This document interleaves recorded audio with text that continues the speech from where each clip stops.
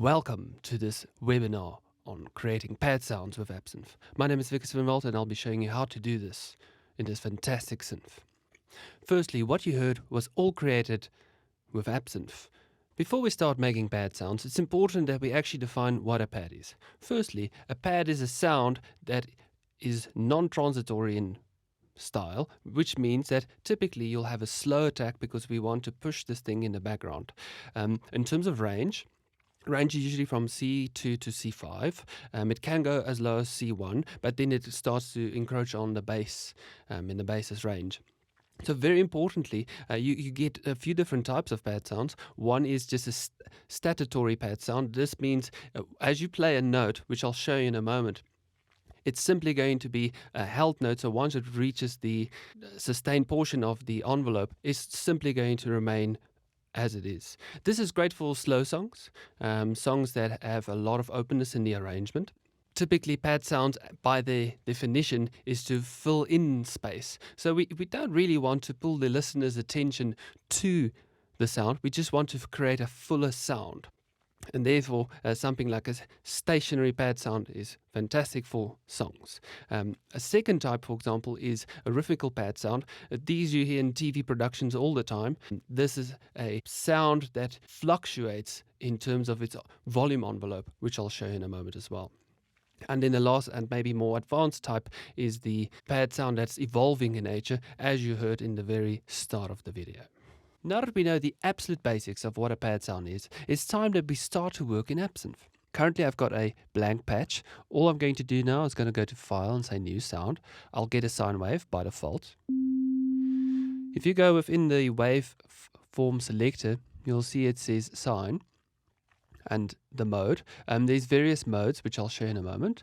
What I'm going to do, for example, I'm going to have a triangle. We've got several waveforms of various types.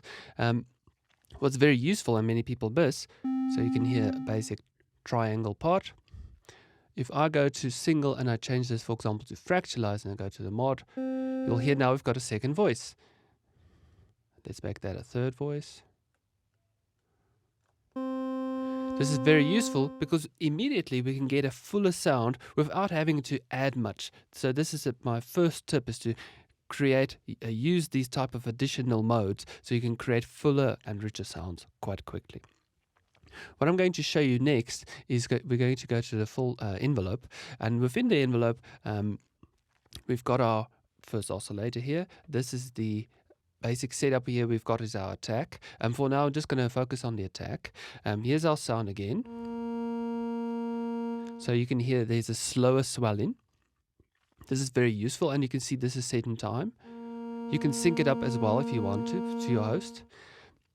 What's very useful at this point then is to choose something like the LFO, because now you're going to start to hear this sound pulsating. This creates an almost tremolo-like effect. There's two modes. You can choose the standard mode, and you can also choose the sample and hold mode. And as can be heard, the sample and hold mode, it's got a lot sharper attack than compared to the standard mode. What I did not mention earlier is any of the waveforms you have available for oscillators, you also have them available for any LFOs, which is very useful because you can get quite a variety of sounds. Let's quickly change this, say for example, to a saw, and let's see the same thing. So here we've got a much sharper attack, and that is this time with the sample and hold set. One of the very useful things is each node that is present can have its own speed. So for example, if we want to make one section go faster or slower, so this, for example, would be a great use, say for example, on dubstep, where lots of people got non-linear modulation, like this example here. To make a new node, it's very simple. All you do is you right-click, and now you can make a new version. So for example, here I can really change the volume. This guy has been set up to the amplifier. Of course, we can make this as long as we like. What's also very useful is that you can set how the curve reacts. So if you don't want it to be too sharp or you want it to be smoother, And we can always add another, so I'll just right click. So I've now got a second node available. And then on each of these, we can even select them as a range. We can then apply some form of LFO or different speeds of LFO. One thing I want to mention, which is good to show, is the loop function. Typically, if it's set to sustain, whenever it reaches the sustain point, it will play up to this point, and then it will simply stay.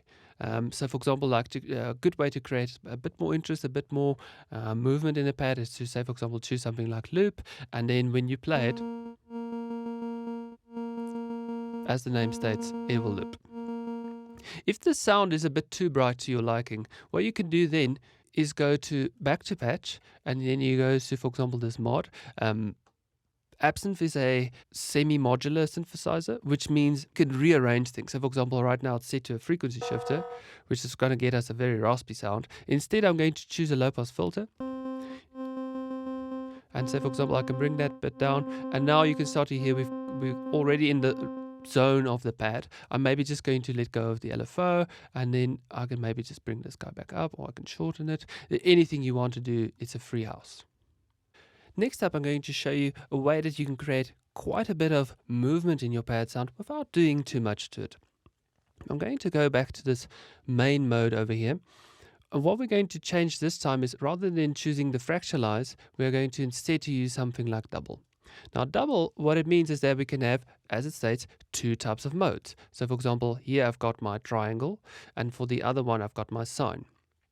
You can see, but the balance, so the balance, for example, on 0, you will hear your triangle, and at 1, you'll hear your sine. For demonstration purposes, I'll make this a bit easier to hear. So that's our one waveform, and this is the other. I'm going to put it halfway house, so that they're roughly between the two of them. And what I'm going to do next is I'm going to go to the LFO. You'll see within this section here that we've got a oscillator mode index balance, and it's already been set up. We don't have to do anything except that we can pull it up. So if I play this guy now, and there you can start to hear the change between the two. So, for example, if one layer was to create the shifting waveform pad sound, this could be very useful if we tuck it in with other types of sounds. So next up, we've now got a saw wave and a triangle wave. Let's say, for example, we use a sine wave. What is useful, as soon as you open up additional oscillator, you'll see we get this volume, and we can basically use this as a little bit of a mixer. As well as you got this stereo panner, so you can set it to be either mono or stereo. Typically, you'd want it to be stereo, not necessarily always, but this is a good idea. So, for example, here you can move this to the left and this to the right, or vice versa. And then, for example, now with just these basic waveforms, on the right I've got my sine wave just being all stationary, and my left is moving up and down. I'll bring it in a bit more. You can move them up or down closer. Of course, I'll bring this guy down just so we can have a bit more support. If I drop the sine wave, it will almost sound like the sound doesn't have quite as firmness to it. But just adding this gives it a bit more body, which we definitely would want. If, for example, a sine wave is a bit too basic, and you don't like the waveforms you see within the drop-down menu, do not fear, because if you click on a new button, you will see that there is an excellent function. Here we've got our basic sine wave again. I'm just going to shut down the other one so we can only hear this basic one. Then I'm going to go to the wave editor. Within the wave editor, you can see, if you go to spectrogram, you can see this is the fundamental. We can now, these all represent amplitude, and below it represents phase. So, for example, I'll add a new harmonic, and you'll see that the waveform has been changed. So I'll add another one, and maybe I'll add 2 or 3 more. The reason why I'm taking them all down in amplitude is because otherwise it might be a bit difficult for us to discern where the fundamental is. Not meaning you can't do it, but it's just easier for demonstration purposes. So if we now look at our waveform, you can start to see it's starting to resemble something a bit more of a squarer type of waveform. It's not this pure sine it was before. So for example, if I drop this down again, you'll hear our sine, like so. And then if I bring them back, now I'd just like to demonstrate how the function of the phase can be. So this is our basic waveform. And I'm just going to do them in the opposite. Of course, phase means it's going to, the relative start position will be changed. And you can see it sets it up for us in degrees. So now you can see this waveform that was actually a bit more standard. Now it's got a very weird curve. And you can see because the fundamental, I've made it to be out of phase. So if I bring the fundamental in phase, you'll see that our waveform picks up from the top. So it goes from 0 to our maximum. If I bring this down, you'll see it will do the opposite. So you can see it's brought it down. Now, this is all good and well. I mean, you can go and draw in your waveforms. You can see I'm just drawing in quickly, and you can get waveforms that's unheard of or not. But one that I personally find that's very useful is the transform function. So say, for example, I quickly redraw. And this one thing about this is very fast.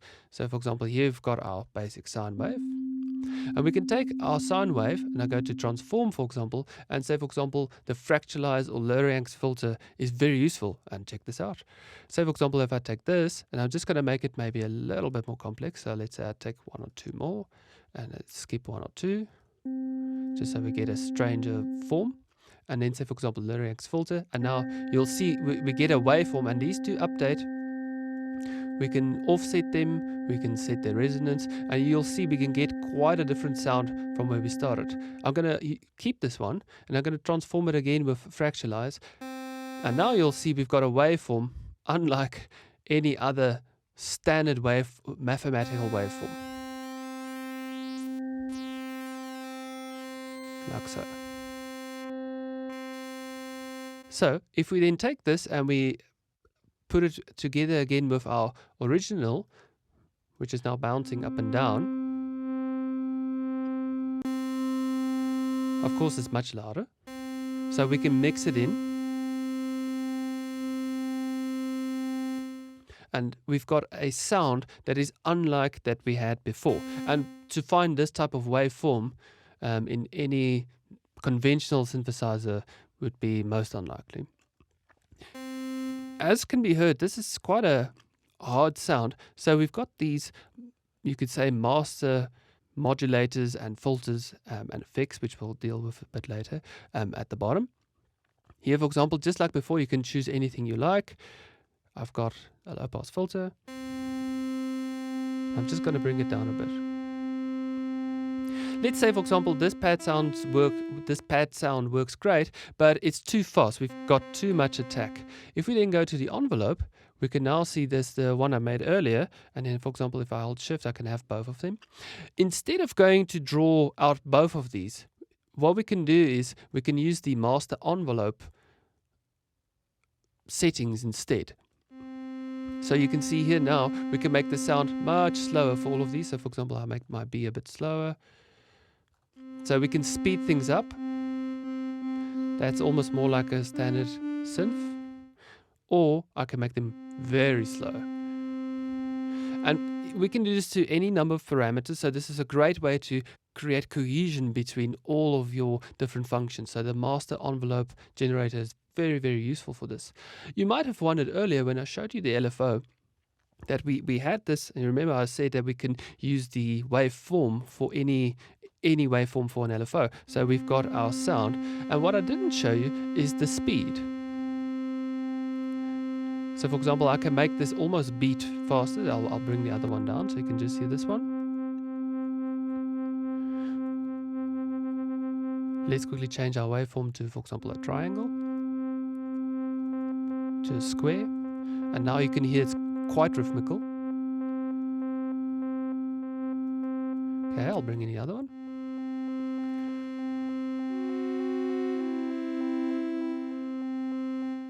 This already gives us a usable pad sound that not only has the very basic pad qualities, but also has a rhythmical component to it. Please remember you can MIDI learn anything, or you can bring the volume in of anything. For example, if you want to just start with a basic pad sound and give it some rhythmical quality with time, this is a useful way to do so. A great acid test for this sound to see if it will work is to make use of a chord progression. What I'm going to play is both a chord progression, a 1, 2, 5, 1, in both E major and E minor. I'm just going to pan one to the left and one to the right, maybe not too extreme, just a little bit, and let's see how it sounds.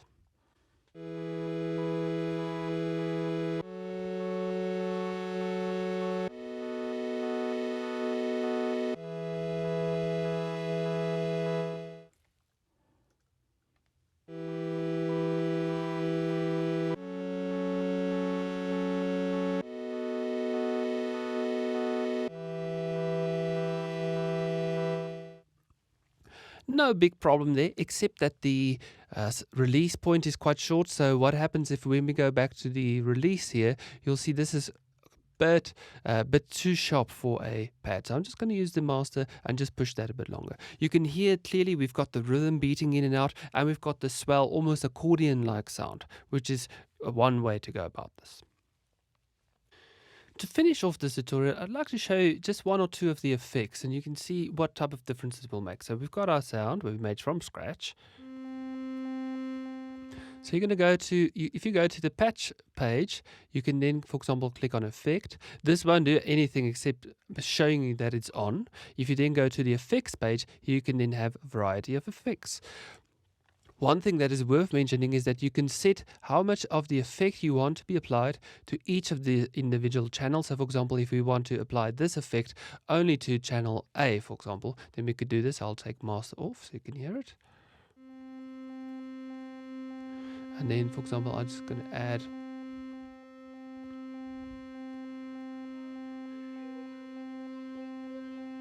we can now hear the addition that we've added. Okay, and let's quickly do this on the master so you can hear both.